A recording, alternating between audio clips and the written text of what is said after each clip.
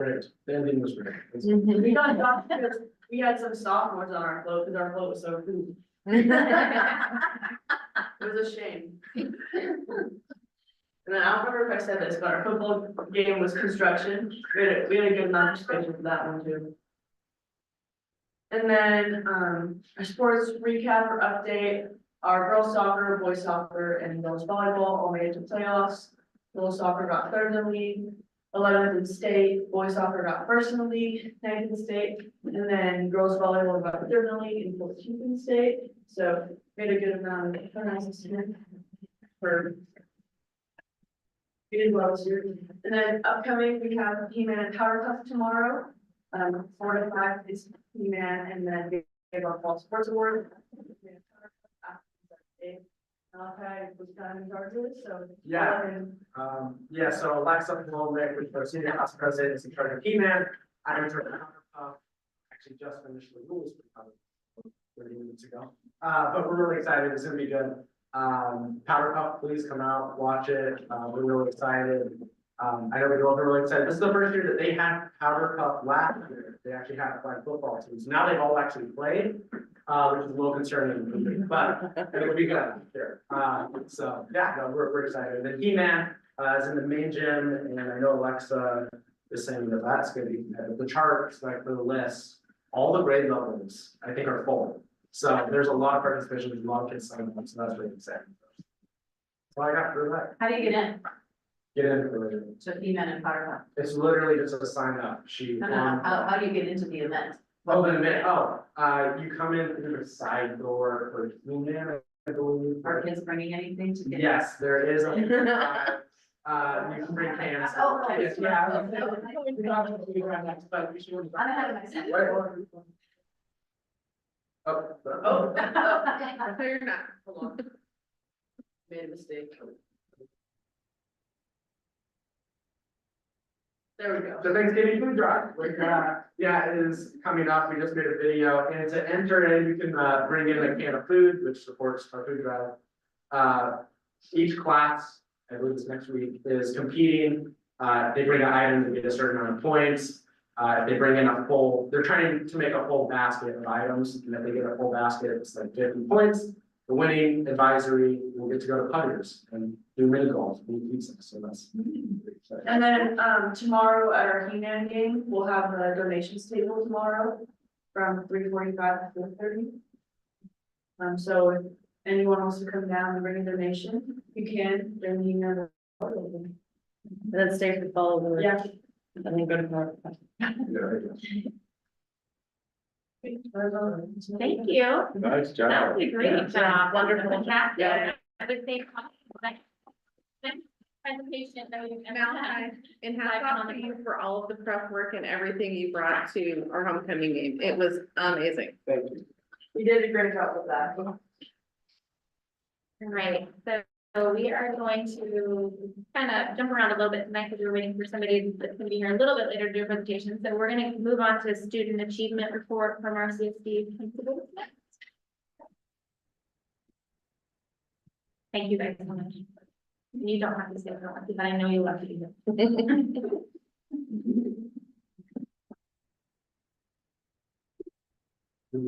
That's the wrong one. That's the one we're waiting on. Oh, yeah, we're moving. Oh, Yeah, she's back.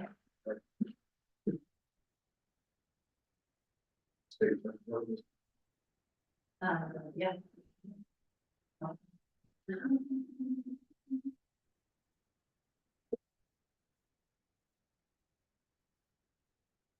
Okay, so this is our, I think it's not full, this is small up here. CSD, beginning of your data report. This is the state testing data from the 23-24 school year. And I think I'm gonna click the right button. Okay, so we'll start with the line. Oh, good. I'm in charge. This feels right. Very often. I know, you just said I really like to.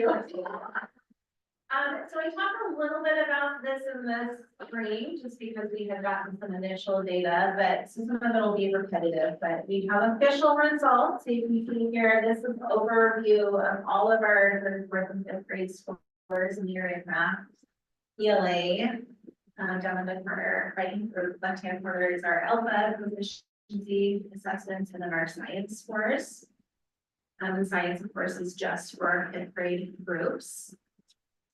And if you look on the report card, we are ahead of the state in several areas, which is exciting and encouraging. So in the area of ELA, the top set of, is there right here? Oh.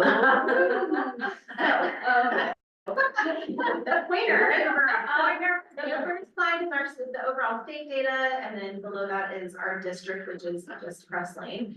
So for the area in 3rd grade, you can see we were at 27 and 18%. So green is a level 3, which means like benchmark, like they made it, and then the blue is like above.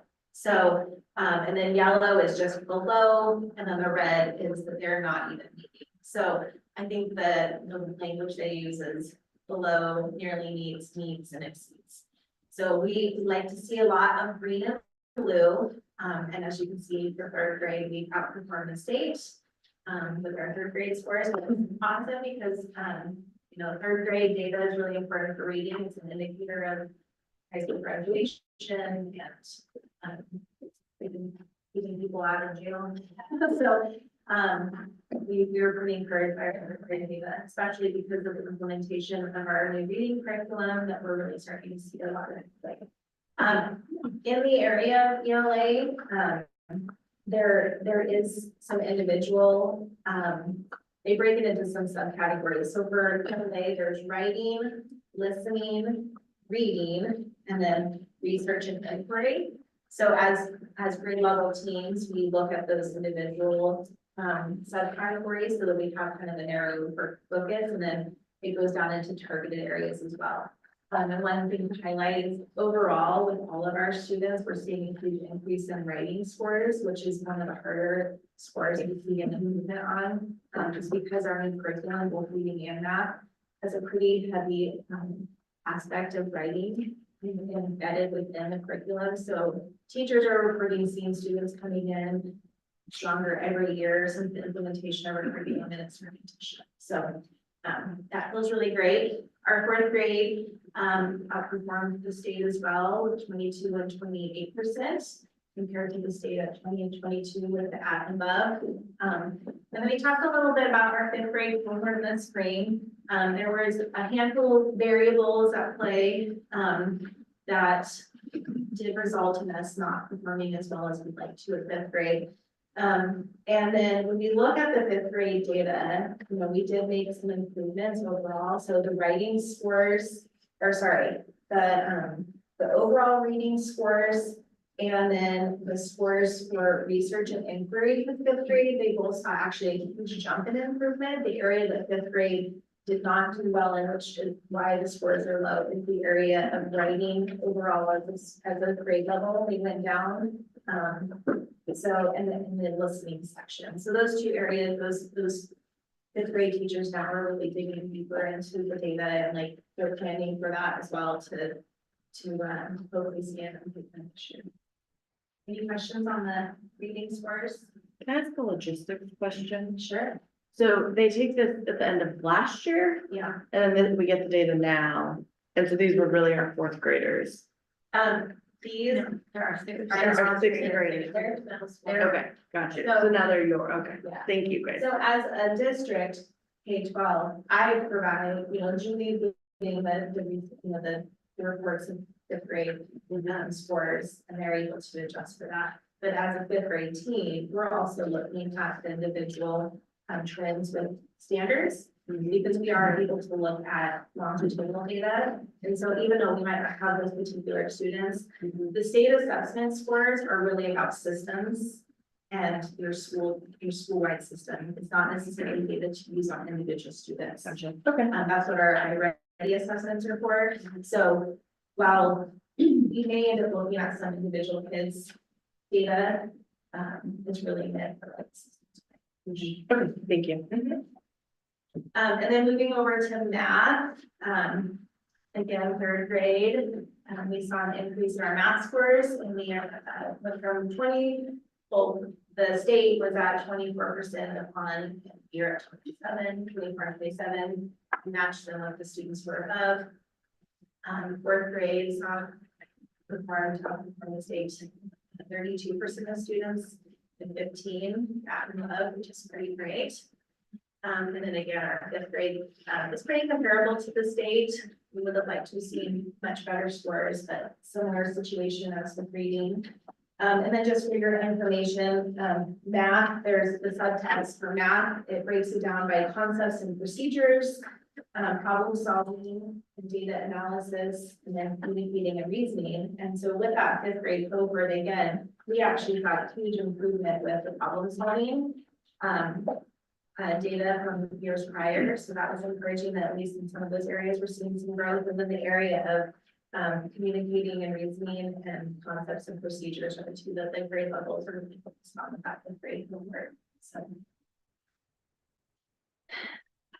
oh yeah, we talked about that. We'll move on. And then, so the area of science, we have just one data point for our fifth grade. So compared to the state, we did perform below. We're, still in the process right now of identifying, a path for science instruction at the elementary school, which we hope to have wrapped up by the end of this year. We will present on that more, but for elementary school, a lot of our science is embedded within our ELA math time, just because of the nature of our day. We have only so many minutes and so many things to get through. And we're really fortunate that we have a lot of nonfiction within our ELA curriculum.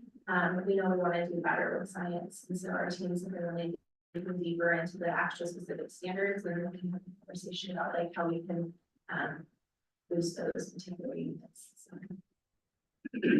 Historically, has it been our fifth grade? I can't remember from last year, in fairness. Is it what? Is it historically been our fifth grade numbers that are not at state, at, the same level as the state? Was it a different grade last year? Because we had one grade last year, right? That was similar to The one that's been done. it's generally fourth grade. That's good. Not that's This high. That's why I was wondering. I didn't mean to make it harder. No, you're good. I actually think I left the science. I have the longitudinal data that shows like science, and science has pretty much stayed the same. Yeah, Which is why, we just can't be doing the same thing, we're not seeing difference. Yeah. So, no, we haven't stayed. Okay. thank you. This last year's cohort did, I think, worse than previous years. Okay, thank you. So kind of a recap of all the things we're doing in response to our data. So we're continuing to build our student leadership. This is not only just state assessment data of response, of course, it also aligns with all of our district-wide initiatives. Mindy will be here hopefully later. He will provide a little bit more insight, but we have created this leadership team at the elementary school. I'm really excited. They just completed their first project and they're on their second. With the food drive, that they are getting some individual instruction with Mindy and with a teacher on leadership skills. A lot deeper than it was last year. We are starting some quarterly reward parties to incentivize the behavior. This was a request from our staff. It was something that used to be a part of the Creswell culture, was what they call PBIS days. It used to be monthly. But we landed on a quarterly party for students who we are able to stay out of trouble and be here at school and be in good standing with their classwork. So we'll be having that first party next week. We are an Oregon RTI focused school this year. We actually had a meeting today with our rep from ODE. She is sort of like a coach, and she's working with our specialist team to provide us support in the area of our tier 2 and tier 3 reading systems. And so really honing in on how not only are we identifying kids who need more supports, but what is that instruction and then how are we assessing? So just really kind of handling it in a little bit more, so we can give really specific supports to kids. And so far we've felt that we're already seeing some improvements with our data team meetings and such and that support. And then of course we're looking at data a little bit deeper in all areas. We've started some collaborative teams with sharing some grade level bands. So our kinder and first grade teams, second, third, fourth, and fifth grade are collaborating more together in larger groups, which has been really helpful. We've already identified a number of like small areas that really makes a big difference, you know. One of the areas that seems really silly is handwriting has been an issue, and, you know, I'm sure they see it at the second grade level too, they just can't write well, and a lot of it comes down to, we didn't have like one way to teach handwriting, so teachers would just have a variety of different tools, and so that was something that came from this, is streamlining and making sure we have like one program of how we're teaching kids to form their letters. So just an example of that, which is strengthening those transitions between our cohorts. And so this year already, our teachers have been able to have conversations with each other about, like, you know, starting this fall, this would be something for next year if we can work on making sure students can do ABMCs. The teacher is going to help support that vertical growth for students. We are, as a school, looking at data on Friday, and so hopefully out of that we'll be digging into interim assessments at third through fifth grade. We are working on creating some, you know, identified PD based on our test scores with ELPA. A lot of our students, even if they're not identified as needing English language supports, would qualify. We tested all of our students, probably a lot of them, because language in general is just not something that all students come in with strength. So as a school, we are focusing on providing that instruction to all of our students and the PD to teachers so that they can effectively implement it in their classrooms. And then we did a survey last spring that we're continuing to review and use that as a tool in our PD developments. Okay, see, I'm the one that's like, does no one want to click for me? I'm going. Amy's like, yes, I do. All right, see, this is why I'd rather have someone click. All right, Creswell Middle School. This is just the overview of our scores. And so we had 42% of our students meet the grade level standard on the science test. We had 32%, and then the 11% exceed. So the overall language arts score of 43%. For math, we had 17% meet and 15% exceeds. And on our ELPA, we had 7 students take that, and they're performing below grade level, but not far below, or far below grade level. So when you look at that by district, as far as like our grades, and then compared to the state, overall, looking at the data, we met or exceeded the state scores at every grade level in language arts and math. And our staff went over this data today prior to it coming to you all to have a discussion with also a staff survey, a culture survey that had been done, and then coming up with a set of goals that we'd like to work on for the rest of the year.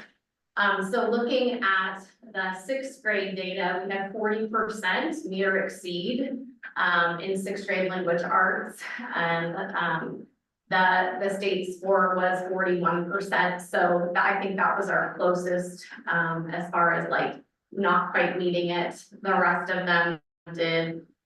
We had 39%.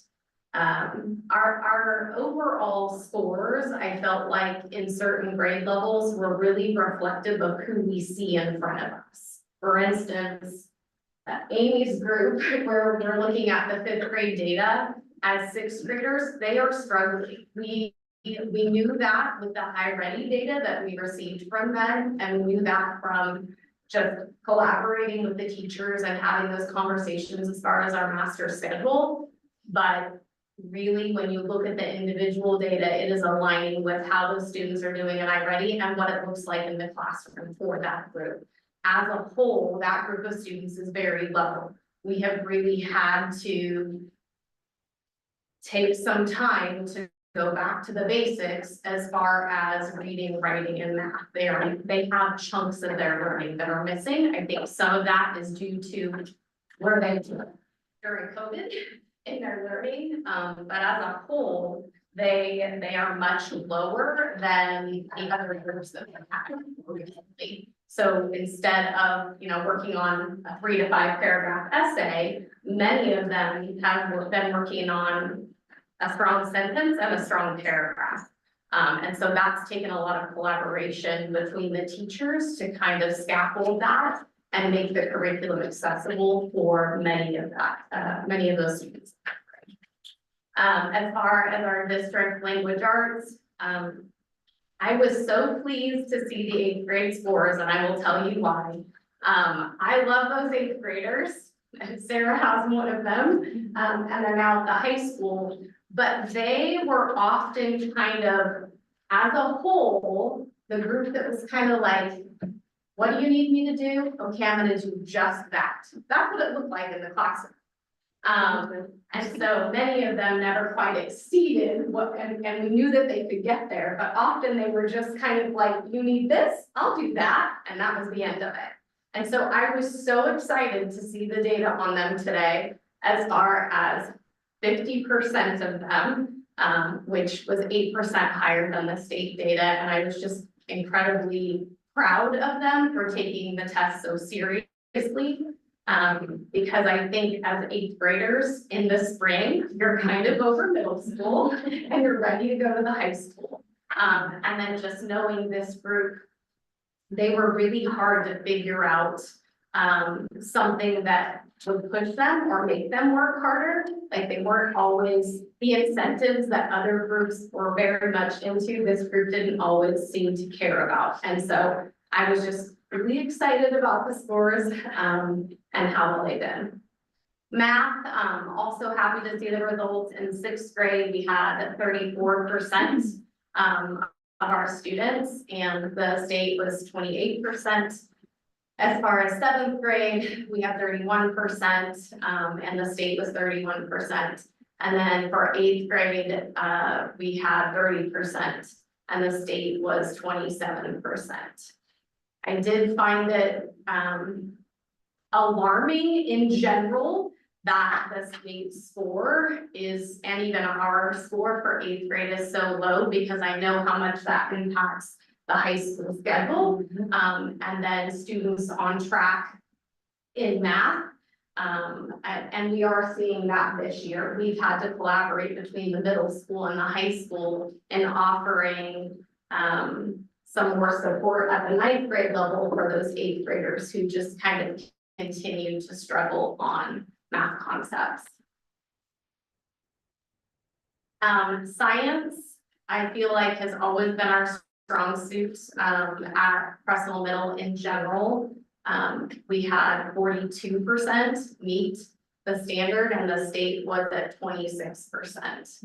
So I will say that, I mean, I feel like all of our teachers are doing an incredible job, but science is something that even students who maybe struggle with specific math concepts or struggle in reading and writing, science, although it incorporates all of that, does it in a way that is really authentic and engaging and hands-on. And so even for those students who are struggling in other settings, I feel like they are very much getting something out of science. And so I'm just really happy that we can offer that. I will tell you that in years past, prior to me, one of the things that would happen prior to Creswell Middle School having like WIN and electives was that students were missing either science or social studies in order to get their intervention. And I feel in general that that's a disservice to kids. And so I'm really happy that we worked K-12 collaboratively to figure out a way where kids aren't missing things. Because I do think that some of those kids that maybe are in the red in other places are showing the yellow and the greens because they're able to show what they actually know through science. So, what's happening at our school? We've been working really hard to try to streamline WIN and our school expectations of what that looks like. I'm very pleased with our students. A lot of times, if you don't grade things in middle schoolers figure that out and they're like, I don't have to do that. Or if there's no, I don't want to say consequence, but if there's no consequence, sometimes as a middle schooler, you decide you're not going to do something. And I feel like I'm really not seeing that this year across the board. Kids are working super hard and winning. So that's nice to see. The only way to fill gaps is to do the hard work. So that's great. We are working on our school-wide expectations as far as like accelerated reader, our expectation for homework, how specific subjects grade things, and trying to make that easier for families so that it's not, okay, in sixth grade, math, they do it this way, but in seventh grade, they do it this way, and in eighth grade, that's really difficult for families and kids. Heck, it's difficult for me. So I know it has to be difficult for families, and so we've worked really hard to try to streamline that.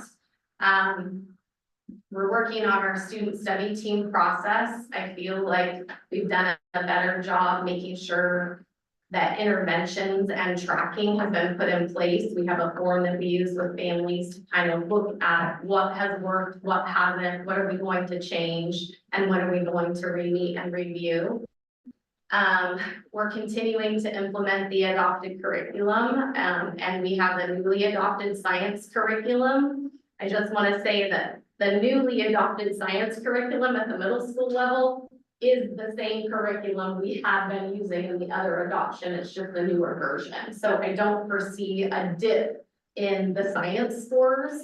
We were using that curriculum before. So we are collaborating with Creswell High School, and we want to continue that to better align our classes, especially for the Algebra 1 when we offer it. Using data to drive our instruction and decision making during PLCs and grade level and content area meetings. We are using iReady to monitor student progress and provide the interventions. We're providing a lot of input, PD based on staff input. One change that we made this year for our classified, not only is the state requiring it, but we're hearing that classified want more training, which is great. That's how you improve their support in the classroom with students as well. Is we used to do after school homework help every Wednesday, and we've gone down to every other in order to provide training to our classified staff at the middle school every other Wednesday. So that has been helpful. Continued collaboration with the other two sites. Also, we are providing accelerated opportunities for students who are above grade level. So we're providing some honors courses or an accelerated math, depending on student need. And I really feel my staff has worked very hard to continue that, even as we see budget cuts and having to reduce staffing overall. That's something we didn't want to lose in the process. Because sometimes we keep those interventions, but we don't keep the acceleration. And that's also equally as important. And so we've found a balance, I feel. And then we've also implemented a digital citizenship program this year through Common Sense Media on top of the leadership program, which you're going to hear Mindy talk about. So lots of great things happening based on data. And look, here you go. Didn't even use the right button. That looks sort of like pinky purple. I think that's red, but that's okay. We'll go with it being Creswell High School. So our data, again, it's not awesome, but it is better than the state, and we'll get to that slide in just a second. I would point out a couple of things. It's been a long time, and not that there's only juniors in here and you guys have to take the test anyway, so I can say it. We look at data at the 11th grade, and it would be great if we, back in the olden days, 9th graders did it, and 10th graders did it, and 11th graders did it. And so while you could look at the data as a grade level team, not necessarily for individual student results, but what you were teaching at that grade level and what students were getting from year to year. So you kind of, okay, this group as a whole needs a little more instruction in this area. So our 10th grade, we can build that up. And I'll talk about in a minute what we're doing to sort of combat that, if you will. So I'm gonna just flip to this. I don't have as many grades to talk about, so it'll go a little quicker. We only test the 11th graders. So in most cases, we were at or above the state average. This is our language arts. Our participation was not as good this year. The year prior, the state test started January 10th, which was perfect because we were able to offer it during their class time when they had that teacher in the class. And this last year, they switched it to starting in February, which meant that our kids had already transitioned. And with the state test not being a graduation requirement and students knowing they can opt out, they chose to do that in many cases rather than coming back out and taking the state test. So I'll also talk about how we're gonna work to address that as soon as we look at the sports. So math, CHS, you can see did significantly better than the state when you just look at the numbers 20 and 24, 20 and 4%, and then 14 and 7. So we were above the state for math, and then in science, it's generally one of our stronger as well, and I think that while we're close to the state, again, the participation numbers are down, so then your numbers go down in general. And the state science test is a little bit of a gamble, if you will. We teach biology 9th grade, chemistry 10th grade, and physics in their 11th grade year. They also do earth and space in there, and there are some high schools, I've been talking to Julie about what happens in some of the other high schools, they offer some mandatory, non-mandatory classes in like earth and space, where kids can choose to opt out because they maybe already have their science credits, where we embed that as much as we can, some of those periphery sciences into our biology, our chemistry, and our physics. But each year it's a mix of what they pull from. You don't get a certain number of chemistry, you don't get a certain number of biology, you don't get a certain number of physics, there may be some earth and space mixed in there. So science, I am proud of our scores also in that we typically are at or above the state, knowing that our kids are getting a very solid biology, a very solid chemistry, and a very solid physics in the process. So we have been working the last few years to align our scope and sequence. We've had some staff shifts and some more teachers added to different courses. So for example, this year we have 2 pre-algebra classes, which we haven't had for a while. And then we have a couple less algebra classes, but that means now that we have 2 teachers working in pre-algebra to align those standards, 2 teachers working in algebra to align those standards, and then still just 1 geometry, 1 algebra 2 teacher. But we have established, in addition to the use of interim assessments, which we reviewed again today, because we start to bring those into our curriculum in the second half of the semester. Because remember, we're on a 4x4, so at this point, they've seen at least half of a year's worth of curriculum, so we start to bring in interim assessments.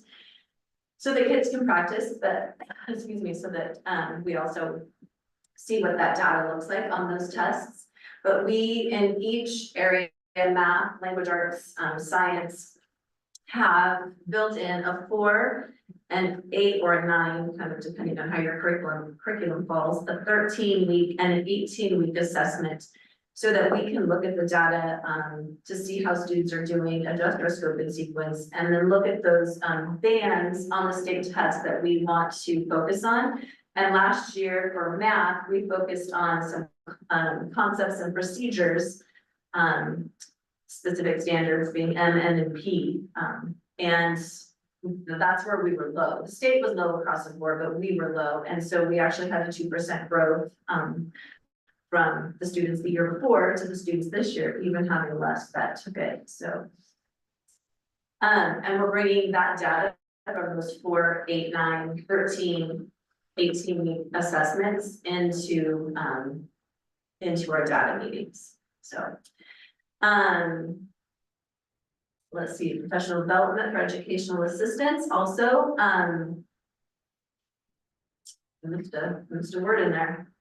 Bullet point number 3, educational assistants, EAs. doing the same thing, it's Cultivate through, Lane ESD. All three of us are working together we have a set, group of sort of PD videos that EAs are watching, in some cases are watching it on their own. At the high school, they get into a group, they watch those videos together and then they discuss them. So we're doing that along with the middle school and the elementary school. Student voice and input to improve school culture and climate, including our leadership student opportunities, school-driven professional development for instructional practices that support learning, in a block schedule. We this year have taken on our sort of theme for professional development, is learning versus performance. Just getting our kids in that learning zone versus always being worried about being in the performance zone. And so what are they taking in? So that's our theme around professional development, and then also putting into that SIOP strategies. We had teachers trained last year from language arts, science, social studies. This year I hope to get math, some CTE teachers in there. Around SIOP strategies, which is sheltered instruction, and it's typically used for students who are English language development or English as a second language, but beneficial strategies for any students in the classroom. So we do professional development around SIOP, and then we do professional developments with staff. This year, being learning versus performance.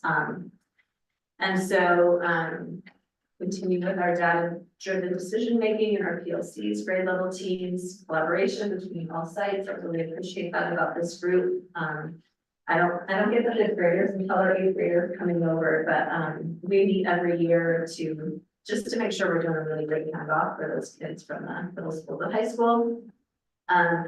Myself, as well as the middle school and elementary, are participating in analyzing teaching for better student results. And then Brandon and Summer started that with us, and they will continue it later in the year. And then site council works on our school improvement goals. We had previously had on their graduation, and we feel like we have made some really big strides in graduation, having graduated 91 of 91 kids last year that we served in-house. So this year we kept freshmen on track, but we actually measure each grade level with the freshmen on track standards. And then just in continuing, we do 2-year goals, so our goals are based on the 23-24 school year, 24-25 school year. So we'll continue with our math goals in regards to those targets. That's it. I don't know how this is, just goes to end of slideshow. Thank you all. Any questions? Do you guys have any questions for them? So Thank you. one thing I did say is last year they allowed us to start offering incentives, so we're really gonna incentivize and do a sort of cross, school districts look at what data looks like and just pump up some incentives for our 11th graders, like, what do some other districts our size in this area look like, and how do we get above that? So just doing some challenges in the academic field, donuts, J tests, it's Healthy competition. Yeah. Taking down we want the sugar sugar high, bring high test. and then bring it low and then done. I like it. And how much is a bucket of donuts? Is Trophy, what yeah. did we learn? No, Yeah. $10. Are you serious? Yeah. Yeah, we learned that this weekend. I paid $37. Yeah, For a you have to get there bucket in of the Dale. 40 of Dale. Where is this? At Food Donuts, you have to get there like You 5. get a bucket of You donuts? do. Yeah, for $10. For like $10. They're high school kids, they're gonna eat Yeah, no, I finished it. Okay. We'll talk. Okay, yeah. I'll tell you how to do that. Hook me up with those bucket donuts. You don't, Don't tell Mr. Hollingsworth though. he will. Yeah. Well, thank you all. That was like a lot of information, but very nice of you to get that all together for us. No, it's a lot of work. Now Mindy is here. Do you want to give an? Okay.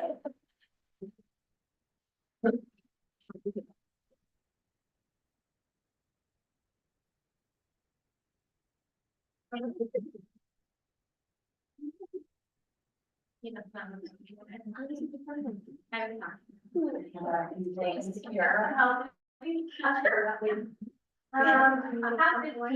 were at, oh, you were across. That's even. Probably don't. If I went for really big, Yeah, we were talking about that. I would confirm. I mean, it's a lot of. It was matching. Yeah. I think it might be. Yes, I know. If you're back from the grant, I'm very happy to be here. There's a lot, scanning a lot. Yeah, yeah. You have enough? Do you need me to fix them up here? I think they all have them. Sure. There you go. It was cute. I'm also gonna, we have enough time for this, So maybe the.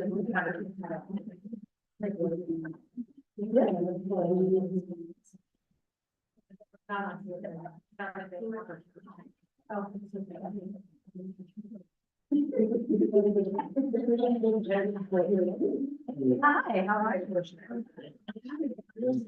Yeah, thank you. There's weather in the storm. Do you need a pen? It was wet. So much. That's in the wind. It was actually the wind. It was terrible. I think it grew. Well, thank you so much for having me and letting me kind of roll in here. I taught right before I came, working with 7th grade girls on the drama cycle, so I'm not sure what was more challenging, the weather here or working with those girls, but I'm excited, really excited to be here. I would just love to say that working with the principals and the schools has been such a gift this year. It's been really exciting to kind of see the transition, how we have worked with the staff. I came down last week and I had a Zoom with the middle school staff last week, but the week before I was actually on site. I did an assembly here at Creswell, and then I worked with the student leadership. So we're starting to kind of do some student leadership things, kind of elevating leadership, and then I met with the staff at high school. And across the board, I was so encouraged because what I was hearing was that they want more content, which is really exciting for me. And so we're going to be exploring kind of how we're going to implement that over the next month. I'm just gonna kind of talk to you and give you, I know last year when I was here, we did some exercises, we did your Power 5, I don't know if you remember them. We're not going to do it again, but I will ask you to maybe think about it. But one of the first things, one of the things that I did this year was I tried to really create some visuals in terms of what the Leadership Academy is going to be. So for those who, this may be their first encounter with me, I'm a leadership coach. I've been teaching for 22 years, executives and college students, and created this curriculum with the idea of how can we empower a generation at a younger age, so they're not coming to see me for confidence and social skills and professional skills when they are juniors in college or even mid-career. And so one of this is really my vision for the program and kind of how we are even rolling it out differently this year in terms of K through 5 really is, we're hyper-focusing on student relationship to themselves, understanding nonverbal behavior, and to their peers. And so we are working a lot and scaling it. I created a whole new coloring book for K through 3 this year, where they're watching different videos. We are learning that third graders want more content. They want the videos to be longer. So we're gonna kind of get in there and work on that. 6th and 7th grade really is our leadership curriculum, where we're helping them think about not just their relationship with themselves, but their relationship to the trusted adults in their life and how they can look ahead to how that will benefit them in their future. Once we get into high school, they're so focused on so many other things that concept can kind of be lost in some of it. And so getting them in 6th and 7th grade is really important, just thinking ahead. And then 8th grade is Building on that, specifically thinking about high school and also to just executive functioning and really thinking about how they're going to transition from 8th to 9th grade. We're also doing this in the 5th grade. So we're getting feedback from the middle school to figure out how we can empower 5th graders, prepare them, and then getting information from the high school to figure out things that we can add to the 8th grade curriculum so that they come ready. And then 9th through 12th grade is really we're thinking about the relationship with their future and whether it be college or career. So one of the things that I wanted to do today is think about, so there's different parts of this curriculum. Last time we kind of talked about our personal branding last year when I came, and this time we're going to talk about some of the digital. Because as we think about these students' futures, even though they aren't having their personal devices in the classroom, the digital experience is part of their world. And so what I want to kind of give you is a bird's eye view of what it looks like for K through 12. So one of the things that you have here is a picture of the cloud. And oftentimes when we think about their digital footprint and the permanency of everything that they post, every communication that they have, they hear about it being on the cloud. And when they think about the cloud, they think of the cloud like this. They are shocked to find out that the cloud is actually this. And so even in starting K through 3 in our short videos with them, we're actually showing them the difference in what these things are, helping them just build on their language. And this is part of that understanding the relationship that they have with themselves and kind of their devices also too, because so many students, maybe not at school, they don't have them, but at home, this is a huge point of entertainment for them. So whether it be understanding their digital footprint or kind of, and how that builds on it. So at K through 5, we're really talking about the permanency of digital, just having them understand kind of what the relationship is. Last year, we actually did a digital safety, a Zoom for families, just kind of really laying the groundwork that these aren't bad things. These are things that they will use for their future, but oftentimes when they get a device, they go straight to the idea of it being a social device and not necessarily really thinking about that these platforms, the devices are created by adults who are wanting to make money. They're not created, oftentimes, I know there are some educational platforms, but really having them understand the importance of it. 6th and 7th grade is really thinking about digital habit, really thinking about whether they have social media or not, thinking about kind of their relationship to social media, not just thinking about it peer to peer, but really thinking about, again, we talk more about their digital footprint. And then when we get to high school, it's actually more exciting because they can really start thinking about how they can be using digital to kind of launch their futures. So I wanted to do a, Leadership Academy. Students will hear this all the time. We talk about working backwards. We take kind of where they're going and we work backwards for that. So this first thing that you have is a worksheet that we have with high schoolers as they are exploring their digital footprint and thinking about when a school or a company, a trade school, someone is looking them up online, which they do, what are they going to find? What is their digital story that they are telling? So I'm going to have you just fill out this top part. So I want you to fill in maybe what you remember your Power 5 to be, or 5 words that you'd like to be known for. And then I'd like for you to write down what you think your screen time for this week might be. Computers. No.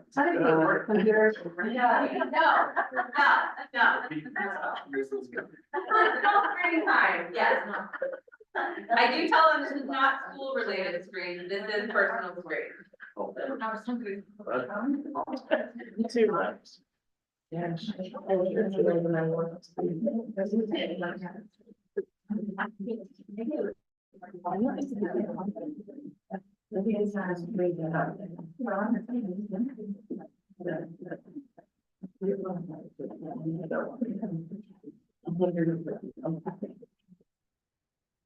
And I'm not gonna have you do all of this because this actually could be probably an hour-long workshop that I normally do, but Then we have them really thinking about not just, thinking about being a leader. We also want to think about kind of the influence that we're leaving behind, not just for our future, but also what is influencing us. And really challenging them to, we've had to get a little creative, Jenny and I, because they don't have devices in the classroom to actually get in and look at it. So we've had to kind of get creative with when they're going to do this, but really thinking about kind of what their past posts are and then what's coming up on their For You. So what are they, anything they're looking for. I just did a digital safety panel for some of my students in Portland. And I had a professor from the U of O that said that 6 seconds now, companies are, the algorithm will change at 6 seconds. So when you look at something for 6 seconds, that tells the algorithm to start feeding you that information. And so really thinking about what are they seeing? Because even if we're curious about something and we click on it, that says the algorithm, start feeding me that information. And so really helping them to start thinking about, we can change the algorithm.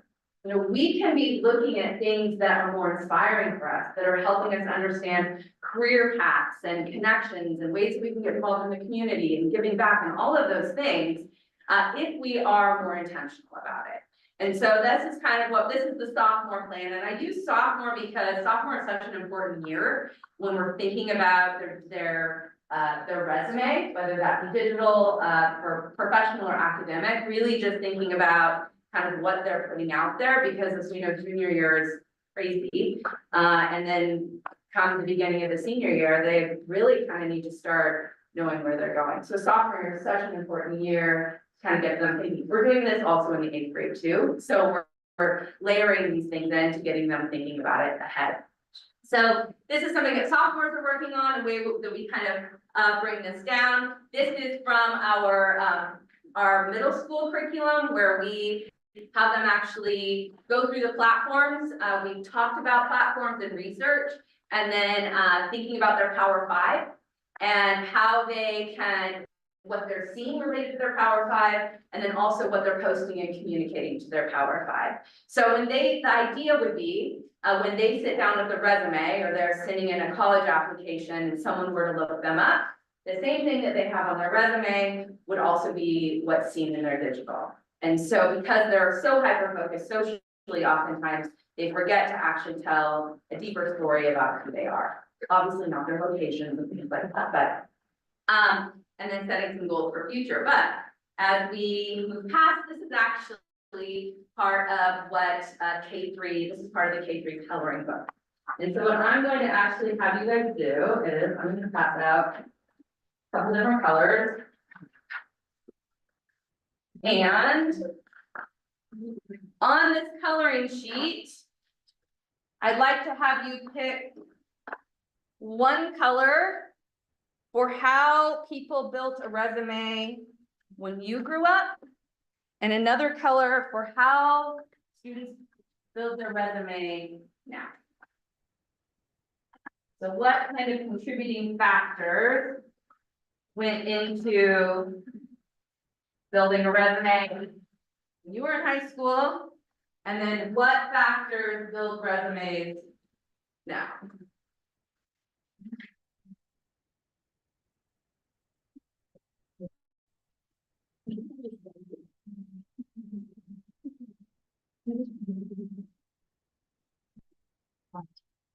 Am I just writing the factors on here, Mindy? What? Am I just writing them on here? Yep, just right. So one color is kind of thinking about a footprint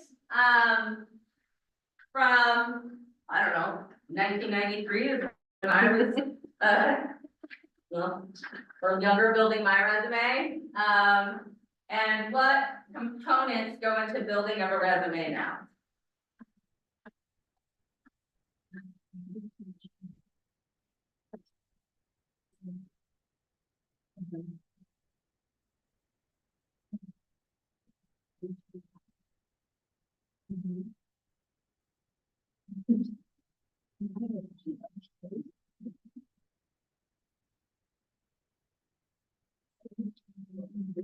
Way back in time. Run the second group. Third option. For us.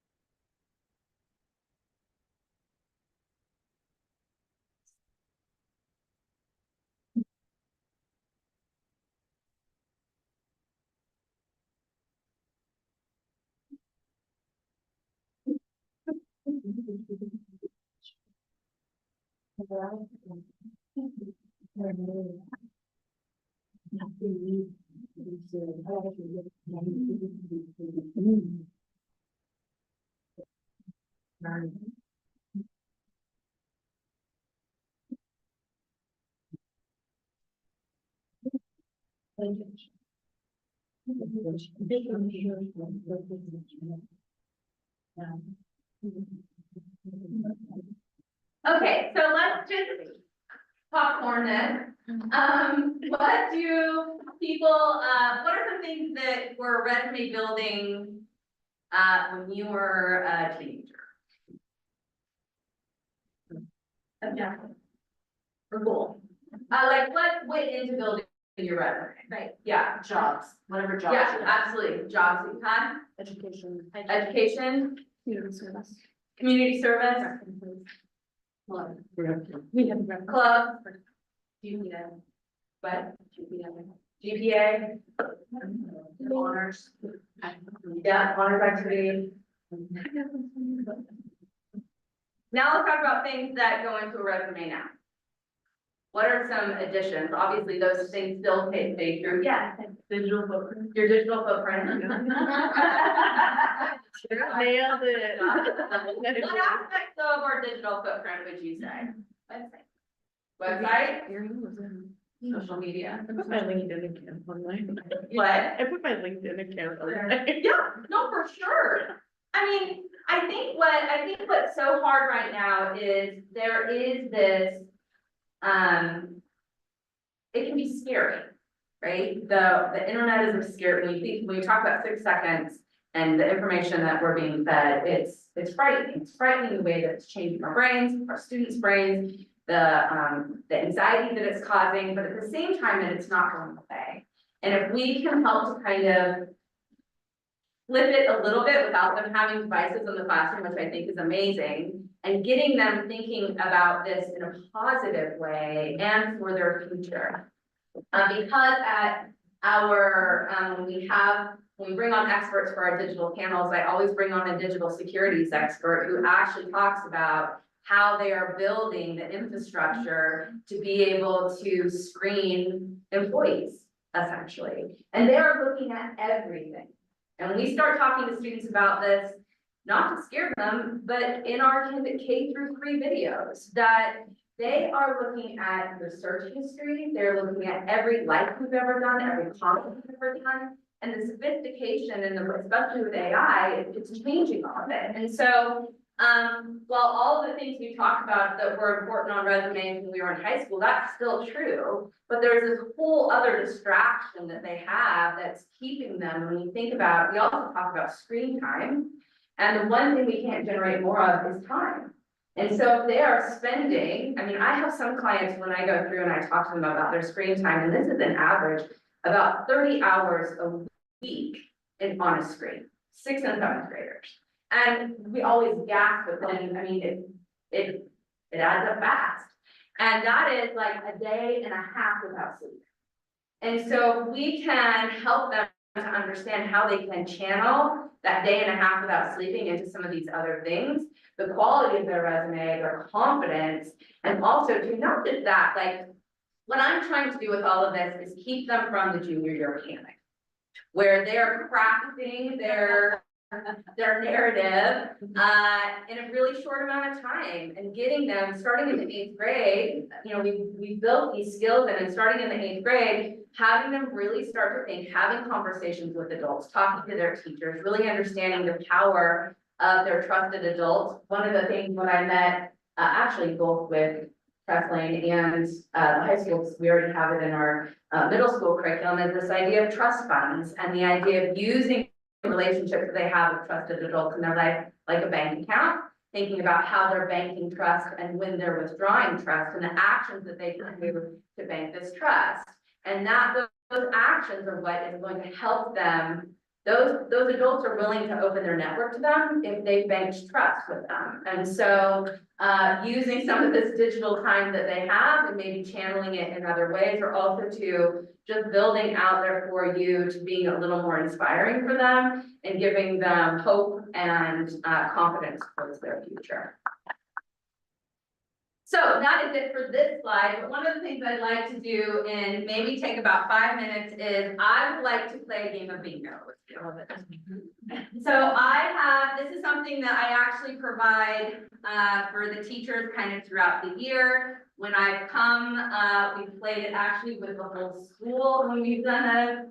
When I did an assembly last year. And so these are concepts and things that we talk about. They're kind of peppered in K through 12. So our first is going to be 7%. So go ahead, if you have 7%, and you can cross off your Power 5. That is your freebie. Next is going to be open questions. Next is email. Running a meeting. Social reward for disrespect. Isn't that what we're supposed to be doing? I'm not doing right. Yeah, right. I thought that was if you did it. Oh, no. I'm doing all of it. I'm blacklisting out.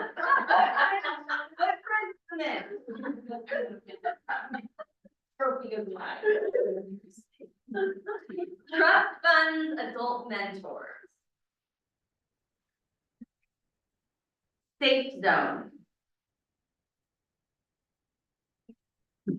55%. Stress hormone. I just like. Community reputation. Working backwards. Informational interview. Proactive step. Holes in information. I'm the blackout. I know you. Closed questions. I'm older. I think it'd be more exciting. It wasn't me. I would have yelled really loud. I really think that. All right, so I'm gonna have you just read what you have and I'm gonna explain kind of how we talk about it in the curriculum. So tell me your first. Close questions. Okay, so closed questions are when we talk about having conversations with adults or even their peers. Closed questions start with who, what, when, where, why, how, did, and do. And those are all conversation starters that only require someone to give you a one-word answer. Fine, good, something I like. Where we work on open questions that start with tell me about. And this, when we start talking about it in the elementary school, it really comes into play when we are talking about them doing their informational interviews and being curious about like. Well, I should not have used purple and drawn on each and every single one of these, so there's that. Footprint cement. Okay, footprint cement is the idea that oftentimes they think of their digital footprint as in sand, and that they're gonna post something and they can delete it, and it's gonna go away, because it's on their device. And so as we're educating them about what the cloud actually looks like, they finally understand that I think that there were some kids that were crafting ideas to take down the database, anyway, last year, it was funny, but, yeah, so that when we do a digital footprint, it is in cement, it is not going away instead of that idea of sand, okay? I don't know what the next one is. It's something information. Is it informational interview? No, Polls and information. Oh, Yep. it's an information. I was like, I don't know. So Okay. something information. Polls and information is something that we talk about repeatedly in high school. We talk about it a little bit at the middle school, and we're talking about working backwards and thinking about what they don't know. You know, if you don't know the date of a test, you know, they'll be like, well, my teacher didn't tell me when the date was. Well, chances are it's written on the board in your classroom, you weren't paying attention. So starting to think critically about, okay, when I don't know something, when I have a hole in information, whether it's my future, whether it's a test that next week, how can I be proactive in assuming responsibility for this? So we start talking about this, really, we're starting in the 5th grade. We really hit it 6th and 7th, but we translate that into kind of their future in high school. Trust fund adult mentors. Trust funds adult mentors is this idea that oftentimes we really think about banking trust with, we talked about this in the video that I just sent to Jenny last night, that we think oftentimes about trust funds, especially with our parents and our teachers. They are the ones that are gonna kind of call us some stuff. We're gonna know when we've made withdrawals from them. It's the adult mentors in our life that sometimes will quietly, mentally it'll make a check for us or against us without them telling us. But this is really thinking about coaches, family friends, your friends' parents, all of these people that will have a huge, open up their networks to you, help you answer questions. They want to help you more than just thinking about it in terms of parents and teachers. Social reward and disrespect. Social reward for disrespect. We added this to, it's something that I've been working with my students in the classroom for a long time, which is this idea where they're getting social reward from their peers, whether they're the one being funny or they're laughing at the person being funny, and not really realizing that what they're doing is they're showing disrespect to the teacher in front of them. And so we actually added this full video series for 6th and 7th graders this year, just having them think about, am I leading the social reward for disrespect? How am I following it? And as a leader, what can I do to kind of clean it up? And it's really interesting. It is a concept that they pick up on really, really fast. Is that it? Mhm. Okay, awesome. Are there any questions? Any thoughts? Thank you for coming and doing this, and I know it's a long drive for you, so I appreciate you coming back and showing us what you guys are doing. This is really cool stuff, and we're very lucky to be doing this in our district. Thank you so much. I was so encouraged because, Amy and I, can I tell the story about graduation last year? Is that okay? About the handshaking? Yeah. Is that okay? Yeah. It's been asked you before, so they totally put me on the spot. Okay. So, you know, it's really hard sometimes to quantify this. And, you know, when I see and I come see the students, and there's middle school students that came to our full, family dinner that we had where we talked about etiquette, because, you know, it was we got a lot of pushback, you know, people not really sure why we were doing this. Amy said that last year at 5th grade graduation that you shaved off time because the students had some of these social skills down, and so they already knew how to shake a hand and they were making that contact. And so for me, that was so encouraging because I know it works. And I know that it's going to really make an impact from their sophomore and junior and senior year when things start to click. But it's really awesome to see that just after 1 year of implementing social skills, that they were already seeing an impact. And for me, it's all about confidence for these kids. That tells me that they are adopting this and they're feeling good about themselves. And that's what changes the trajectory of human life. So, thank you so you much. all. Yeah. Thank you. Right. Lovely. All right.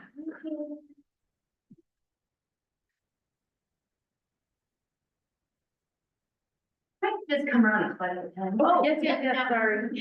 Yeah, you can have her back. Sorry about that. I thought about it. Thank you, my students really like these because they're not off brand.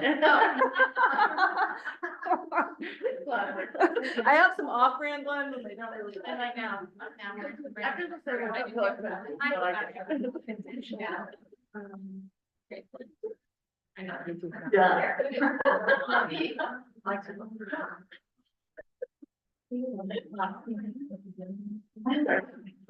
Well, mine is gonna be short and sweet compared to all of the lovely information that has already been shared with you, and to be honest, they actually are supplementing my entire presentation, so it makes it really easy. My job is really easy. So today I am talking to you about our annual report on our integrated programs.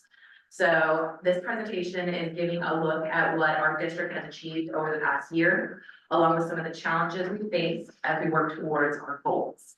And so this report is part of our promise to keep you informed about our work and our efforts to keep moving forward. So this is just a snippet to let you know why we're doing this. So ODE's annual report consists of 2 narrative questions, which is going to be the bulk of my presentation. And we have to report on our expenditures and give reflection on narrative questions and report on progress markers throughout the year in our annual report. This is a visual representation of how this all interplays. So there's 7 distinct performance measures and processes that are used in monitoring and evaluating the process for implementation. So the first one is longitudinal performance growth targets. LPGT is usually how you see that abbreviated. You also have underneath that the high school success eligibility requirements. Next door to that, you have the state CTE Perkins performance targets. Then there are progress markers, which those guys along the way. And then you have the local optional metrics that are also next to those as part of the process. Quarterly and financial reporting and annual reporting. And then for SIA pieces, we have auditing and performance reviews. So again, this is just a visual representation that has been provided to show how that all goes together. And then SIA reporting requirements, we review our own progress on an annual basis through annual progress reporting and a financial audit. We present that annual report to governing board and an open meeting with an opportunity for public comment. And we post the report on our district websites. And then we have a couple of different years where we provide assurance and narrative questions along that process. So our first narrative question is, as you review your progress markers and overall reflection responses and reflect on a planned implementation, how do you see your progress contributing to the outcomes and strategies in your plan on your LPGT and LOMs? Discuss at least one outcome where you've seen progress in implementation. So within this narrative, I try to pinpoint the outcomes that we have. And it's great because I get to talk about Mindy and part of that and some of the other data that got brought up tonight. So over the past year, we've made measurable progress in several key outcomes within our educational plan, each aligning with our overarching goal to support student success and meet those growth targets and optional metrics. Outcome A focuses on developing a K-12 pathway for life, college, and career readiness. And we're advancing that goal through our partnership with leadership expert Liddy Lockard, offering student essential leadership training that builds foundational skills for future academic and professional success. Outcome B addresses fostering a sense of belonging for all students. That comes through parent-square communication, provision of one-on-one Chromebooks, and actively gathering student perspectives through site councils. These tools and initiatives are designed to increase inclusivity and empower student voices, contributing to a supportive school future.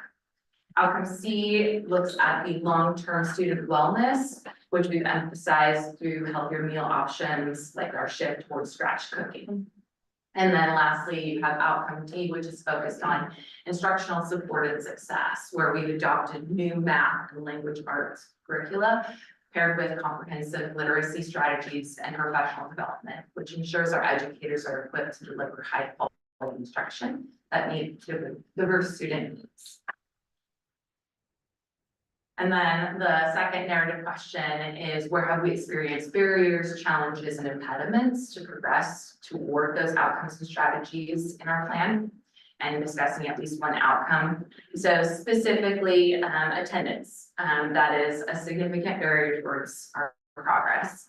Across multiple grade levels, low attendance rates have created challenges in maintaining continuity of instruction, reducing engagement, and impeding students' abilities to meet academic and social emotional growth targets, outlining our outcomes. Specifically, you can see inconsistent engagement, lower attendance disrupts their learning progress, and it makes it difficult to maintain consistent engagement and achieve intended academic growth. When attendance gaps occur, students face learning setbacks that require additional instruction, time, and resources to help them catch up, which impacts overall progress. And then there's resource allocation. So it requires significant resources, including staff time dedicated to outreach and support for those frequently absent students. And that diverts resources from direct instruction and enrichment opportunities can obviously benefit our large student body. So support in that would help us move closer to achieving those goals. And then just as a visual, I did include a quick snapshot from Oregon Data Suite about our attendance, where you can see that for last school year, 22% were chronically absent. So just validating that unfortunate piece. But that is part of what is required in this report, and I will have this slideshow as well as that information on our school website. So if you want to look at this report in more detail, you can do that at that time. So that's all for me. Thank you, Bethany. Bethany? She got turn. How do we get the turn to this? No, They didn't want to. Wait, I gotta review the. All right, so part two of last month's state school fund revenue discussion. We talked about looking into sped numbers a little bit more. So, or how the sped numbers affect our formula. So there we go. So start with our sped enrollment. We, and this whole presentation for sped is on 23-24 numbers. So 185 total sped students, 147 are served here at Creswell School District, and 38 are outplacements. Those 38 have higher cost, which qualifies most for the high cost disability grant. So 35 did qualify, 3 did not. Our average breakdown, a sped student served at CSD here cost us about $15,000, whereas a student that's placed in an alt placement is about $55,000. So total there of our 147 students served last year was about 2.2 million, and the 38 students that were served outside at alt placement were 2.1 million. Total expenses equaling that 4.3 million. Those include staffing, services, alt placement, transportation, and when we're talking staffing, that includes teachers, EAs, nursing, speech and language, psychologist, interpreter, OT, PT, and then our director. So the revenue, we collected 3.8 in regards to sped funding. That came from the state school fund, Medicaid, grants, and the Lane ESD service order. Those grants would include the IDEA funds, YTP, which is Youth and Transition Program, and the high cost disability grants. So that creates this $500,000 difference in what we spent versus what we brought in. So why the gap? We talked about it last month, and you saw that little graph there. The state puts a cap of 11% on the weighted points. So we of course get 1 point for every 100, for all 185 sped students we have. They're included that in the ADMR there at the top. But additionally, for sped students, we get more weighted points, but with that cap is at 118. Then they throw in the above 11%, with the 19 points, but that still doesn't give us 185. So because of that shortage due to the cap, if they were to erase that cap, we would have received an additional $355,000 funding. So that would be one reason for the gap, and then the other reason would be the high cost disability grant is not dollar for dollar. So our students that are considered high cost, the high cost disability grant kicks in for all funds spent over $30,000, but only at 50 cents on the dollar. So, in my analysis, those are the two main reasons for the shortage in sped services. Any questions or thoughts? No, but I do think this is what it's exactly what Lacey's looking for us to go advocate at the state level is these very specific details that are affected our district, right? Like not statewide, what does it mean? What does it mean to Creswell? And that's the conversation I think she's been talking about that we want to have with our state legislators. Because we know sped dollars are on the table. Can you send that report to Lacey? During our, Yes. So it's one area that's impacting it. Another is our first cost.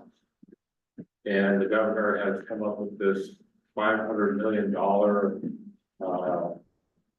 kind of an emergency fund to assist us in the next biennium, but PERS costs wipe that out.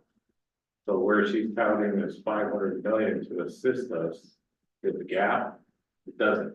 It really, because the PERS costs take that away from us. And OSBA is putting that number out there.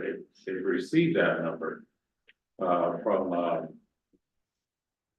from COSA and then also from the State Department on verifying that that's the number. And it is, that's the exact number that it costs to cover PERS. Yeah, I think that would be to Lacey's conversations, right, of like, what's our next step? I think for us to articulate what those PERS costs are here is probably the next step in putting the numbers together. I mean, we aren't going to the legislator next month, right? But I think these are the things she wants us to get together to have more targeted conversations.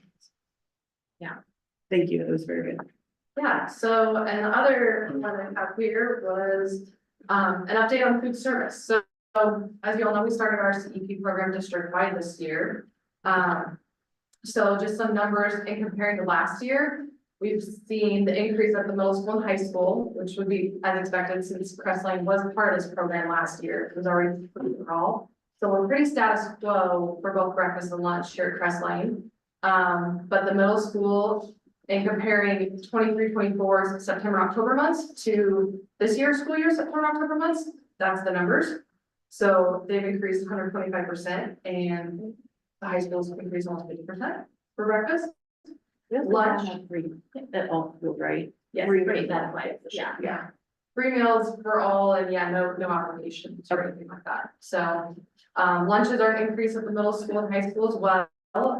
Just happens to be high school, it's literally 47% for both lunch and breakfast. One of the data points we have to track and then put in our monthly plan for the meals to the state is the highest days served. So in tracking that, we are up an average of 47 students eating breakfast at the middle school every day and an average of 28 students eating lunch every day at the middle school. At the high school, 41 more kids are eating breakfast every day and 42 are eating lunch every day. So district-wide, if we look at all three schools, we are serving 50% of our student body for breakfast and 70% of our students for lunch. And then just a little blurb on how this kind of affects the budget. So last year, our food service department had a total expense of just about $700,000. From the CMP program, we received revenue of $570,000. This fund did not receive a transfer from the general fund because the $130,000 difference was made up of the combination between the beginning fund balance and our paid lunch sales. So this year, we knew that there were some unknowns because of going into CEP. So we have budgeted $100,000 in general fund transfer. But I can say, looking at September and October's expenses versus revenue, we are zeroing out. So if that's needed, it's too early to tell, but that's just a little snippet of where we're at. Thank you very much. Thank you. Great. Yeah. Fine. It's your turn. My turn? It is, I mean, not everybody gets a turn tonight. Okay. It's your turn. Mine's gonna be really short. You see my activities for the month, been pretty busy around the projects and even consultants. In those areas, but I think, in my highlights, and this one, I mentioned here seismic, the seismic project and meeting with the contractors there, consultants, but they're going to be wrapping up this week at CHS. And so hopefully they'll move out next week. And, then we have, then we just have what we still have the finish, the painting to finish on the exterior. And then, but as far as, the interior work or them being in the way inside the campus, they should be out of here by next week. Which we're gonna celebrate. And then, the CTE building layout, I'm working with Rob, with the engineering of the CTE building, and he's at R&M Steel in Idaho. And so about a week ago, we finished the layout design, and now he is developing the schematic and the engineering specs on it. So we'll get a look at it. And that's a big one though, for me to get that out of the way. That's a lot of learning and just trying to be able to connect with him at his level as an engineer. Can you remind me where the other two buildings are that we've done? LeGrand and in Warrenton. Yeah. We should go visit what they know. And then, baseball and softball turf, the softball turf is, I think, pretty much installed. We're just waiting for it to dry out to get the rubber pellets in there. And they, have continued, they were working on the baseball field yesterday, so as the weather clears, clear days, they'll be on the baseball field. Finishing that up, but, looking forward to getting the backstops in, then the dugouts, and then the nets, and then we're done, Right, somewhere along there. making progress. Any questions on any of the progress? All the progress stuff is, this month's progress, is in red. Glad to hear the high schools are moving. That's the theme for the high school, moving along. That's a good, maybe that's a good joke. 1 out of 50, I get a chuckle. All right. Okay. Okay, so we have no public comment tonight, so we're gonna keep going by that. And then we have some unfinished business, I can talk. We have questions. Yes, and we're gonna like, we have to. Yeah, so I move to approve the adopted posted policies as outlined in the agenda. There's a lot of them, we can make her read them. but- I'll second that. All right, all in favor? Well, there's Mary again. Oh, hi, Mary. That motion carried. Do we have any discussion with any of these? Oh, I should have said that before, we discussed it last week, so we're, okay, so we should have, but we're. All right, new business. I move to approve a date change to our January 2025 board meeting to January 13th. Yeah, Ms. Second. I'll second that. Okay, now we can have some discussion on that. I see Sarah like looking at her calendar, like, why are we moving it? so I don't forget. So I think that the reason we're moving it is because we were still gonna be, But the January board meeting is scheduled to happen right when we return from winter break. yeah, January 8th. yeah, so it was if we right. move it a week later, then we'll be able to get all our reports together and all that. Yeah. in time for the meeting. People wouldn't be. So, is there any other discussion? No, I moved it. Okay, all right, all in favor? Okay, all right, I can hear it. And I remember that. So I move to adopt the OSBA resolutions. I'm gonna do one at a time, is that okay?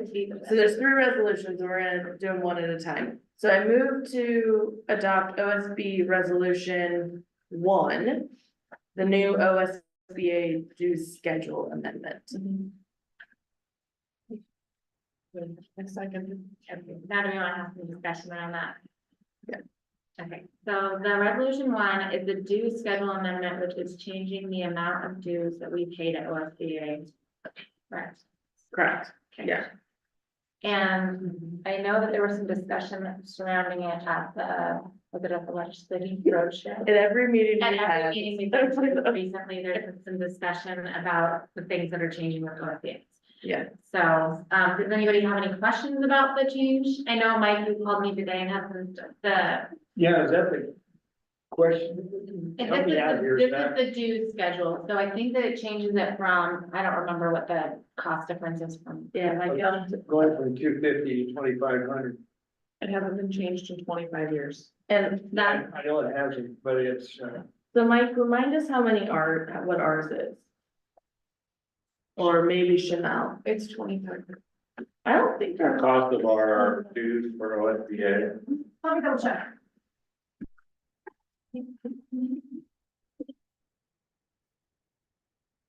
we have less than 2002. yeah, yes, Okay, so ours would go, you're right, to 2503. That would be our new one. What's our current? that's what she's looking at now.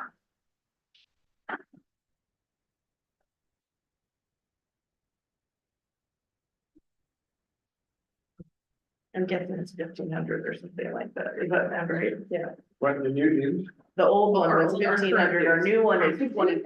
I do that as well, we can exactly. Yeah. Lady SD's was 250 and now it's going to 2,500. I don't know why they're so low. Well, Well, because they have under 100, why is it going to? Ours is going to 2503. It's gonna be based on our student population. Yeah, they voted theirs down. They weren't gonna pay it at this time at all. We got an earful last night from one of them. yeah, we've all had that same earful, and I, after listening to her, and I know her really well and I trust her idea. Let's just say, can we delay on any of that? So, because I think sounds like there's quite a few Well, we don't- school boards that are not gonna pay it. well, but we just vote against it then. If we don't want to vote for it, we wouldn't withhold payment necessarily, but if all the school boards vote against the dues increase, then that's what we would do, is vote no, right? We don't have to vote yes. They don't have a vote. It's a resolution. That's like 2,500 and 15% a year for 5 years increase. Yeah, Yeah, that's what that I was is what saying. it is. Yeah, that's, I mean, I think it's perfectly acceptable to vote no.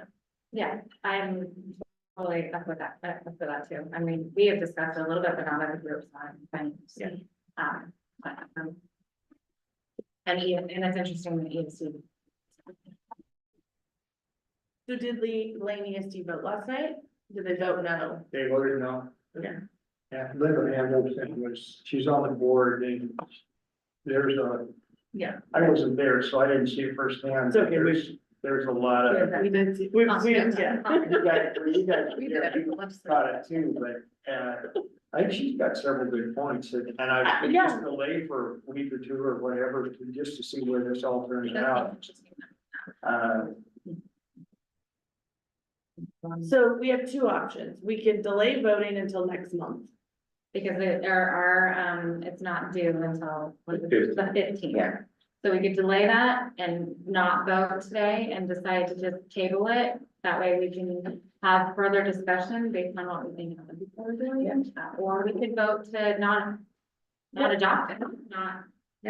we could also, invite Linda Hamilton to the next board meeting if she wanted to speak to this board about it.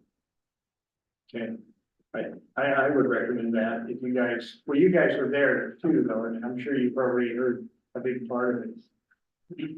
But there was a lot of things she was really adamant against, and again, I wasn't there, but. Yeah, Mike, if it would I make you didn't feel think more it- comfortable to come and hear more, there's no harm in us delaying it and inviting her to come and talk to us. That's what I'd like to do if we could. I mean, and I'll go along with what you guys vote on, but I think we should listen to her. I have zero problem voting no, so I'm gonna be the opposition. I don't think we need to invite Linda, because I think we've all heard Linda's opinion in 3 different arenas now. Cause you heard it last night. You heard it last night, we heard it at the road show. I wasn't at the roadshow, but I heard it at OSBA. Yeah. So I feel informed. I don't know, Mary, did you feel like you heard what Linda was saying? Yeah, I did. I heard her at OSBA. I am comfortable voting no, based on what I've read and what I've heard. But if you guys want to hear more from her, I'm okay with that too. I'm okay with not hearing more from her and just voting now. Yeah, I am too, I don't have a problem with that. I am in full support of that as well, just after the session that I sat in and the things that I've heard. So, yeah. So then we need a motion to no. Do we need to, because you motioned to approve it. Yeah, so I think, We have Was to that vote, or we all just, approved? oh, we don't, no, we just voted down. we just voted down. So all in favor? Wait, excuse me. Oh, so I knew Marilyn was giving smiles So the motion is, to adopt. So do we need to? No, well, we you still vote have, down. you can, yes, adopt, no, do not adopt. Okay. So you could say, you're gonna make a motion to not adopt Okay, No. resolution, that would be the proper. okay, so I'll make a motion to not adopt resolution 1. Okay, and we need somebody to second that I'll one. second that. Okay, so all in favor of not adopting? Okay, motion carries. Thank you, Marilyn, for your help. Very much appreciated. Yeah. Second line, same thing. Okay, so the second one, we're gonna. Okay, we actually, if you guys are okay with it, we'd like to do 1 and then 3, and then talk about 2. Okay, Yeah. is that okay? Okay, so I move to adopt the OSBA resolution 3, which is amending the bylaws. Do you have a second on that? Anybody? This has to do with putting in, it has some pretty basic word changes, but then the big thing is adding. Oh, yeah, sorry. You want to do this? Adding what? Can somebody just? Someone has to Second second it, it. and then we can discuss it. I'll second it. Okay, thank you. Now we can. Yeah, good call. I'm starting to learn what I'm doing. No, you did great. So there's some pretty basic word changes, but the big thing in this is adding reporting requirements on caucus dollars. Yes. Like. Well, currently they have the rural schools caucus. And they have the Black Affinity caucus, is that right? Yes, so there's 2 caucuses that they have right now, and then they receive a certain amount of funds each year, but they don't have any reporting. And so this is adding some accountability for the dollars that they have and what they're doing with that money that OSBA is providing. That was one of the things. So I feel like there should be probably some accountability, so I think that it's a good language change. And we're not voting on the caucus yet. That's a different Yeah, resolution. so that's why we wanted to spread them out so that we could kind of discuss what we were thinking as a group, and they're kind of, that's a lot to take in. So does anybody else have any questions about this bylaw amendment?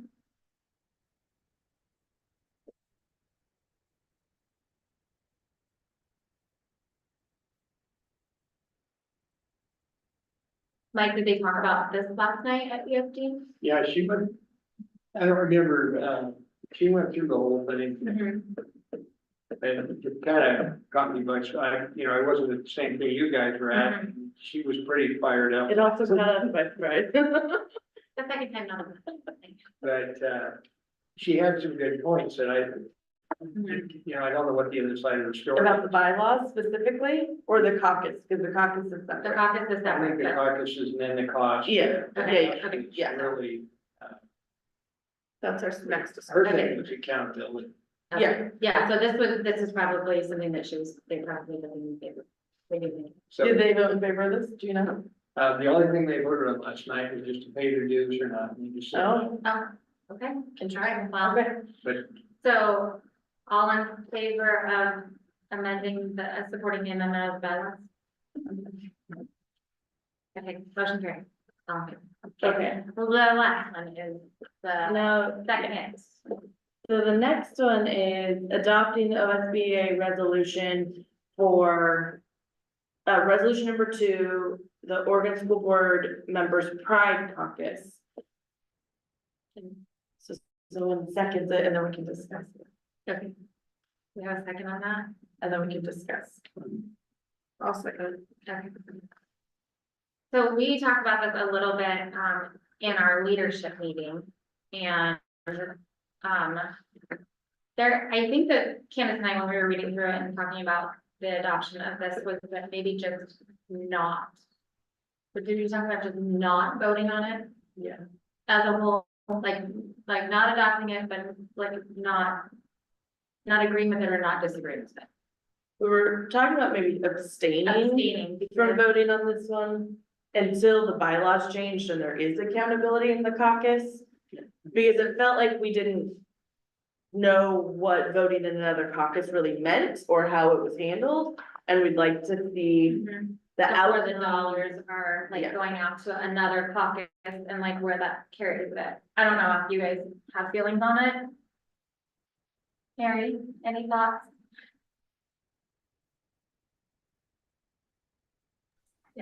Yeah, sorry. I feel like reading through it, I think I'm just echoing what you're saying. It doesn't feel clear to me on what I'm voting on. Exactly. So for me, I agree in that I'm not really comfortable. I don't know what the options are, but I'm not really comfortable voting on something where I'm not sure what the outcome is going to be of my vote. So if that's something that if we have time or we have an option where we can wait and learn more, I'm fully in support of that after reading through the documentation. So how do we abstain from voting? I think, can we just remove the motion? Can we just? Marilyn? Motion to abstain. Can we motion to abstain? You can make, yes. Okay. Yeah. You want to do that, abstain, make your motion Yeah. to abstain? Yeah, so I want to amend my motion to make it a motion to abstain from voting on resolution 2. second that. Okay, all in favor? Right. Good job, that was some tough work there. When do we do? We have to vote by December 15th for that. So when are we gonna? This is This about, is the ballot. We're taking care of it tonight. And then somebody's gonna fill out and send it. Marilyn does that. Yeah, I got it right here. Yeah. I just fill it out and send it up, if that's, what you want me to do. Yep, that would be perfect. We would much appreciate it. All right, so the next item is a discussion item for the gift organization activity that we do next month. Generally after our board meeting, we help. yeah, I got some, information on that today from Amy and Cuero. She's been working with Catherine, so Amy's gonna kind of give you the scoop on what's happening with that. Yes, so we have a unique, let me pull up my dates here real quick, but we have a unique calendar this year with our board meeting, not landing on that last week before the gifts are distributed. Therefore, we won't be in this space where the gifts are here because they come the week after. Okay. So if you are interested in volunteering, she is meeting, she does have some of the staff coming over from the organization that helps with the gifts. So it'd be the following, yeah, it'd be the 18th, I'm sorry, it'd be the 19th, the 19th. No, it's Wednesday. 18th, yeah, 18th. And she will have volunteers starting to trickle in around 2 o'clock that day. She doesn't think it's gonna take very long, but if you are free, available, interested, she would welcome your help, but also it's fine if that's not an accessible time for you. Sorry, what time did you say? 2 o'clock. I know. It's okay. And then the 19th and the 20th, so Thursday, Friday will be distribution day, and I'm happy to reach out if there's opportunity to engage with the community. I don't know if that's of interest, but that runs throughout the day, evening. Okay, if that's a better option for your volunteer, if you're interested, so. I guess, work through Mike and give that information, communicate out. Yeah, yeah, no, I'd be happy to help. I'm pretty open. I'm sad to be missing this. Huh? I'm sad to be missing And it. Yeah. we're sad it didn't align. Yeah. with The board, it's been a fun tradition, but Yeah. our. I was actually kind of sad that I'm not gonna be here for the next board meeting, so I was like, oh, now I'm a little happy. Okay. So I was gonna miss it, so now I'm not gonna miss it, so I'm like, okay with this. Perfect. So, all right, so then, that's the information on that, and then OSBA intensive. Yeah, just, inform you that I have been contacted by the OSBA, Uniserv.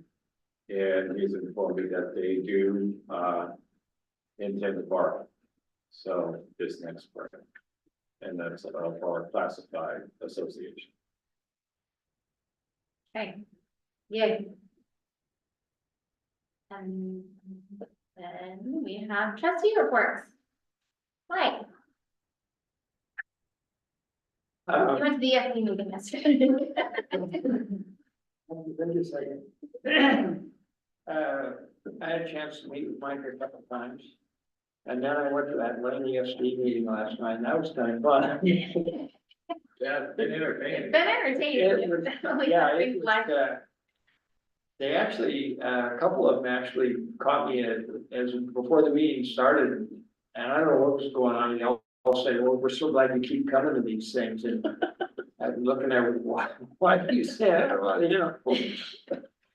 But, things got a little heated and, I've always had a lot of respect for Linda, and she asked some really good questions, and she's not afraid to get in the fray of things, but,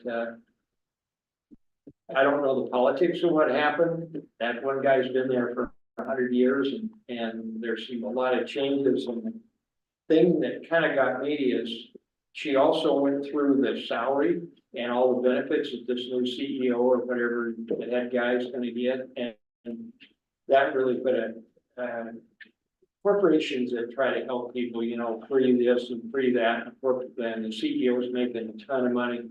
I have a real problem with that. You're trying to help out, you know, I really care, I don't want to help, I'd love to help people, but I'm really careful about who I give it to, because I don't think that's right to have one guy or lady or whatever making all the money and they're really not helping what they're supposed to be doing, and man, the benefits.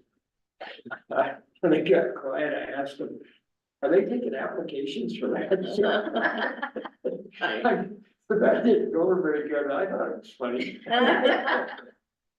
But, no, that was, quite a meeting, but it was kind of fun to sit there and listen to them. They had a really good discussion about it, which I was glad, but anyway. That salary is north 200,000, right?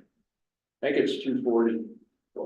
Plus, 10,000 a year, what do they call that, retaining, benefit or something, and 25 days off, and it just goes on and on and on, extra car allowance and, way above. It's kind of like the guy that was the head of the National Rifle Association. That guy had a $240,000 clothing allowance. I've never heard of something like that, but anyway, it was really kind of fun to sit there and listen to everything. But that's Well, all. we appreciate you going for us. Yeah. Sarah, do you have anything? I'm sure you do. I've been to some things. Mike and I met with the Labor Management Committee. I was lucky enough to join all of you guys at the OSBA conference. I went to the Bond Oversight Committee last weekish. Yeah, last Wednesday. And And then, but I've got to wrap up football. I'm transitioning my life into wrestling. I'm a newbie at this. I'm not sure how I feel about it. And I feel like I did something else, but I can't remember. Mayor, up to the legislative. Oh, yeah, I did go to that road. Oh. Yeah, Is I it, super missed that. it wasn't really a road show, it was the, you know. Yeah. There was a show. But if you didn't go, I grabbed some extra pamphlets. You got it? Okay, Yeah, I got it. good. I did. You want one? Yeah. Oh, yeah. Mary, you, I won't forget you. Me, hi guys. I made it to the OSBA conference. That's about it. But in all my fun, this is my last night on the road. So I've been doing this for 10 weeks between conferences Same for and you. traveling. So it's kind of fun to see my son in the meeting because I haven't seen him. So that, that's fun. But yeah, that's really all that I can think of that I have done this month. I haven't been home. So Well, we appreciate you zooming in tonight. yeah, I'm happy to be here. And Welcome back. thanks. LeGrand has been great. It's freezing here and it's very windy. I forgot you were there. I was there. Candace. I went to the Legislative Roadshow and the OSBA conference. I do think we should, I don't know if there's a feedback form that comes about the OSBA conference. There is. Okay, we'll get one each individually. Oh, I did not, but maybe I just didn't read it. Okay, because I would like to give some feedback that it felt very light on advocacy. Knowing what we've all been talking about and considering we had just had this, it felt like really light on that. We had our leadership meeting and talk about a kid who can talk you into stuff. Elise talked us into chaperoning the homecoming dance, and that was a trip. Scott was really excited that I talked to that, said yes. that I said yes for us. And then, one last football game. And that's it. I went to leadership. See. Huh? Well, no, yeah. Sure. Yeah. Leadership, OSBA conference. I did make it to the boys state soccer playoff game. That's really good. Really cold, but it was good. That's pretty much all I know. Then just reminders that, the regular meeting is next December the 11th. Candace and I will not be here.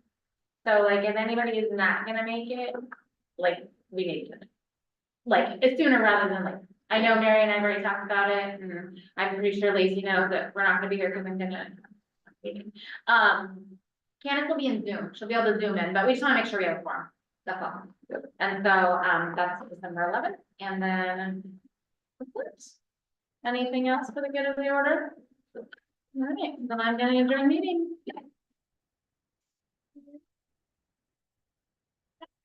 Bye. I sleep tomorrow. Yeah. I read my chapters. I read my chapters. Well, I